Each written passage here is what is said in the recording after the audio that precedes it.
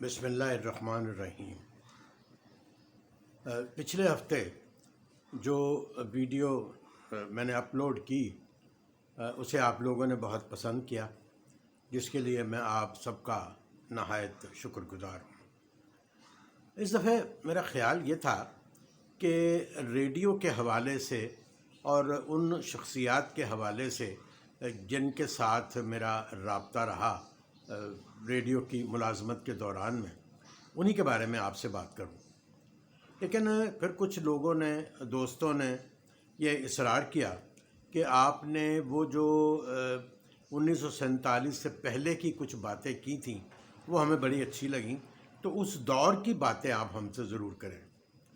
اب ظاہر ہے ان کی یہ جو فرمائش تھی اس کو میں ایک دم سے رد بھی نہیں کر سکتا تھا، تو آج پھر میں نے یہ سوچا کہ جو 1947 سے پہلے کا دور تھا اس کے بارے میں کچھ گفتگو کی جائے۔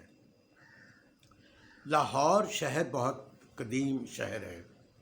اس کی آبادی پہلے زیادہ تر دروازوں میں تھی، جیسے لوہاری، شاہ عالمی، بھاٹی، یہ جو دروازے تھے اس کے مشہور 12 دروازوں کا شہر لاہور ہے۔ لیکن پھر جب آبادی بڑھی، وقت بدلا، وقت کے تقاضے بدلے، تو پھر یہ آبادی جو تھی آہستہ آہستہ دروازوں سے باہر نکلنا شروع ہو گئی۔ چنانچہ یہ جو فلیمنگ روڈ جہاں ہم لوگ رہتے تھے، یہاں تک آبادی جو تھی وہ آ گئی، اور اس زمانے میں فلیمنگ روڈ جو تھا وہ ایک طرح کی نئی آبادی تھی، گو اب وہ بہت پرانی ہو چکی ہے، لیکن ان دنوں ایک نئی آبادیوں میں اس کا شمار ہوتا تھا۔ اس کے بعد پھر لاہور تو بہت پھیلا، بہت دور دور تک آبادیاں ہو گئیں، لیکن ان کا قصہ پھر بعد میں۔ فلیمنگ روڈ بہت اچھا علاقہ تھا، خاموشی تھی، سڑک کے دونوں جانب دکانیں تھیں، اور لوگ باغ جو تھے اچھے لوگ وہاں رہتے تھے، سستا سما تھا۔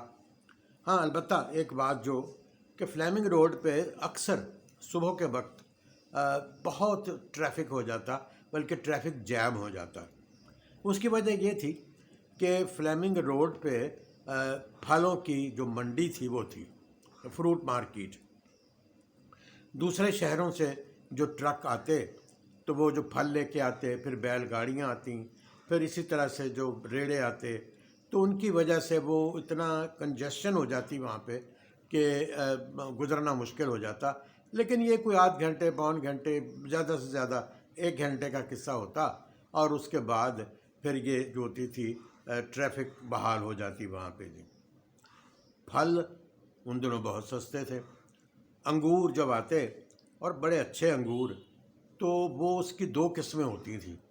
ایک تو وہ انگور جیسا گچھوں میں ہوتا ہے، اور دوسرا وہ صرف جو گچھوں کے بغیر صرف دانے ہوتے ہیں۔ تو گچھوں والا انگور کو 12 آنے کلو ملتا تھا، اور دوسرا جس کو وہ بدانہ کہتے تھے وہ کوئی 8 آنے کا کلو مل جاتا تھا۔ کیلا 8-10 آنے کلو ہوتا تھا۔ آم اس زمانے میں تو بڑے جو تھے، دسہری آم تھا، لنگڑا تھا، پھر سہارنپوری آم بہت مشہور تھا وہاں۔ تو یہ انور رٹول وغیرہ ابھی نہیں آئے تھے، تو یہ بھی ان کی قیمت 10 آنے 12 آنے روپے کلو ہوتی تھی۔ اصل میں ہر چیز سستی تھی۔ گندم جو تھی وہ کوئی 6 روپے من ہوتی تھی، اور سونا یہ تقریباً 20 روپے من، 20 روپے کا تولہ ہوتا تھا۔ گوشت جو تھا وہ 12 آنے کا کلو ملتا تھا وہاں پہ۔ تو وہ آدمی جس کی تنخواہ 50 روپے کے قریب ہوتی تھی وہ بڑا اچھا گزارا کر لیتا تھا۔ عام سا ایک گھر جو ہوتا تھا وہ کوئی 10 روپے، 12 روپے، 15 روپے میں کرائے پہ مل جاتا تھا۔ لیکن پھر جب وقت بدلا، تقاضے بدلے، تو اب وہ جو 50 روپے والا تھا وہ جتنی تنخواہ بھی لے لے اس کا گزارا نہیں ہوتا ہے۔ اسی طرح سے ٹرانسپورٹ جو تھی ان دنوں میں، تانگے ہوتے تھے یا بائسکلز ہوتی تھیں۔ موٹر کاریں تو بہت کم لوگوں کے پاس ہوتی تھیں۔ البتہ کچھ لوگ ایسے تھے جن کے پاس موٹر سائیکل ہوتے تھے، لیکن وہ موٹر سائیکل آج جیسے نہیں ہوتے تھے، وہ بڑے بھاری موٹر سائیکل ہوتے تھے، اور جب وہ سڑک سے گزرتا تھا تو اس کی دھپ دھپ جو تھی وہ باقاعدہ بڑے عجیب طریقے سے سنائی دیتی تھی۔ تانگے تھے، مال روڈ جس کو ہم آج کل تو مال روڈ کہتے ہیں، اس وقت وہ ٹھنڈی سڑک تھی۔ اس ٹھنڈی سڑک پہ صرف ایک رویا سڑک تھی اور دونوں جانب اس کے درخت تھے، اور لاہور کے جو اچھے لوگ تھے سیر کرنے کے لیے اکثر وہاں پھرتے ہوئے نظر آتے تھے شام کے وقت۔ اب تو لاہور میں دو رویا سڑکیں ہیں مال روڈ پہ بھی، اور اتنا ٹریفک ہوتا ہے کہ اگر آپ نے سڑک کراس کرنی ہو تو آپ کے لیے بہت مشکل پیش آ جاتی ہے۔ یہ بسیں، جو موٹر رکشہ، یہ چنچی، ویگنیں، یہ بالکل نہیں ہوتی تھیں، صرف یہی سواریاں ہوتی تھیں، بسیں بھی نہیں چلی ہوئی تھیں۔ ہمارے کچھ عزیز جامعہ اشرفیہ ہے جہاں پہ آج کل فیروز روڈ پہ، اس کے سامنے رہا کرتے تھے، تو ہم ان سے ملنے کے لیے آیا کرتے تھے۔ تو جب ہم نے آنا ان کو ملنے کے لیے تو تانگے پہ آتے تھے۔ اب تانگا جب ایمپر سے ہمارے گھر سے جب چلتا تھا تو پہلے دل محمد روڈ سے گزرتا، وہ بھی لاہور کی ایک بہت پرانی آبادی ہے۔ اس سے آگے پھر بیڈن روڈ آ جاتا۔ بیڈن روڈ میں آبادی تھی، دونوں طرف گھر بنے ہوئے تھے، دکانیں بھی تھیں۔ جب ہم مال کراس کرتے تو وہاں پہ یہ دیکھیں کہ ٹیمپل روڈ شروع ہو جاتا تھا، جہاں آبادی جو تھی وہ اتنی گھنی نہیں تھی، کہیں کہیں کو گھر تھے، کہیں نہیں تھے، کوئی دکان تھی، کہیں نہیں تھی۔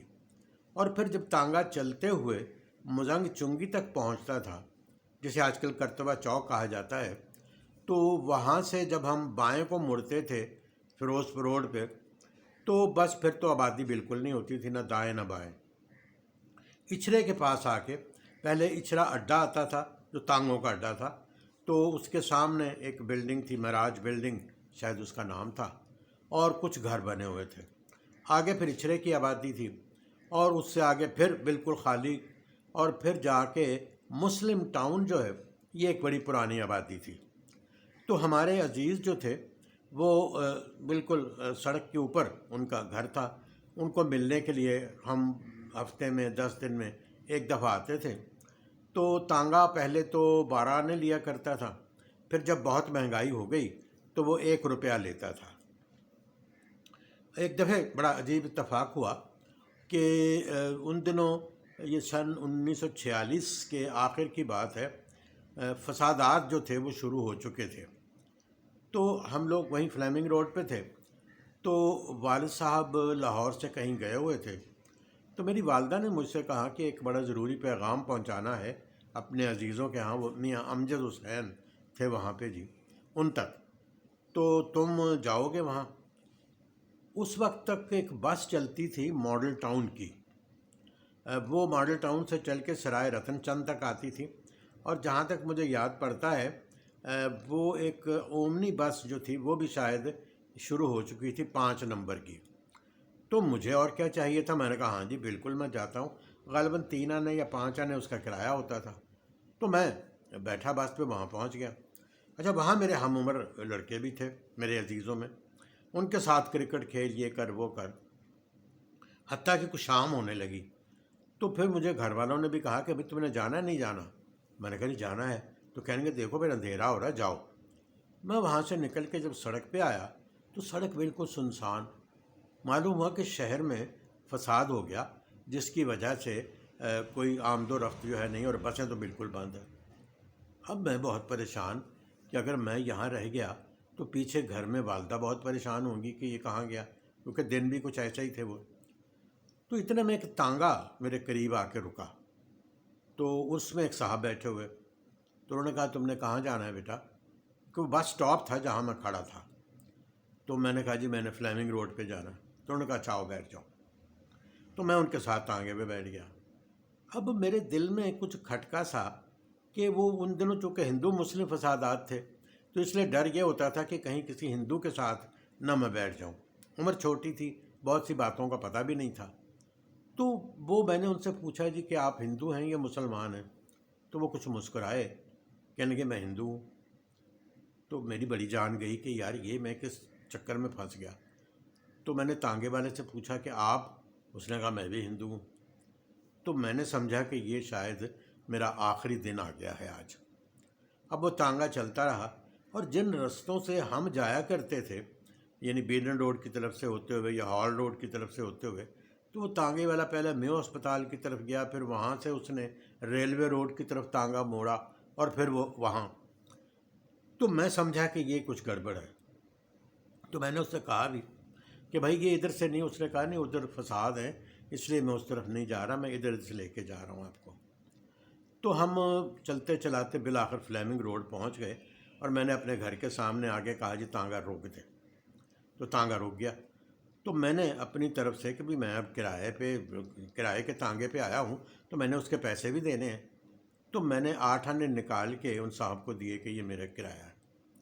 تو وہ ہنس دیے، کہنے لگے نہیں بیٹا تم اب گھر جاؤ، تمہارے گھر والے پریشان ہوں گے، بہت دیر ہوگی. بہت میں نے اصرار کیا، نہیں مانے وہ، اور میں پھر اپنے گھر آ گیا. تو یہ اس طرح کے اور بہت سے واقعات ہیں جو میں آئندہ جو ویڈیوز اپلوڈ کروں گا ان میں آپ کی خدمت میں پیش کرتا رہوں گا. زندگی کے کافی سال گزارے ہیں، تو اس میں بہت سے واقعات، اتار چڑھاؤ، نئے لوگوں سے ملاقات، کچھ دھوکے کھائے، کچھ پتہ نہیں کیا اچھا وقت بھی گزرا، تو ان سب کا ذکر ہوگا. لیکن آپ سے ایک درخواست ہے کہ آپ اس کو سبسکرائب ضرور کر لیں، تاکہ آئندہ کی جو ویڈیو ہے وہ آپ تک آسانی سے پہنچ سکے. شکریہ آپ کا.